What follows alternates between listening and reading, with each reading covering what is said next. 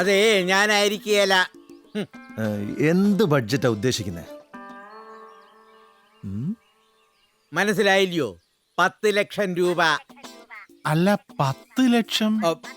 ഇപ്പൊ അങ്ങനെയായോ? ഇവിടെ ഒരുത്തൻ കാപ്പിക്കാശിന് സിനിമ ചെയ്ത് കോടികൾ വാരിയല്ലോ. ആര്? Variety Jimmy. കറക്റ്റ്. അതുപോലത്തെ പടമാണ് എനിക്ക് ആവശ്യം.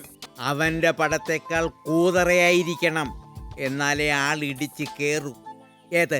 അല്ല, മലയാളത്തിൽ ഇപ്പൊ നല്ല ക്ലാസ് പടങ്ങളൊക്കെ ഇറങ്ങി തുടങ്ങിയിട്ടുണ്ടല്ലോ. അതിനിടയ്ക്ക് ഇങ്ങനെ ഒരു സിനിമ ഇറങ്ങിയ. അതെ. ഓ, ഈ ട്രെൻഡൊന്നും അധികകാലം നിലനിൽക്കത്തില്ലെന്നേ. സത്യത്തിൽ ജനങ്ങൾക്കിഷ്ടം സെക്സും സ്റ്റണ്ടും കൊലയും കോമഡിയും ഒക്കെ തന്നെയാ. ഈ ക്ലാസ് പടം കാണാൻ വരുന്ന ചെറിയ ആളനക്കമല്ല, കൂതറ പടം കാണാൻ വരുന്ന വലിയ ആൾക്കൂട്ടങ്ങളാണ് എൻ്റെ ലക്ഷ്യം. പടത്തിന് വേണമെങ്കിൽ നമുക്കൊരു ഇംഗ്ലീഷ് പേര് കൊടുത്തു കളയാം. ജാട കുറയ്ക്കണ്ട. ഏത്? ഞാൻ ഒരു പേര് കണ്ടുവച്ചിട്ടുണ്ട്, റൊമാൻറ്റിക് അഫെക്ഷൻ. എങ്ങനെയുണ്ട്? എന്ന് വെച്ചാ? അതൊക്കെ പോട്ടെ.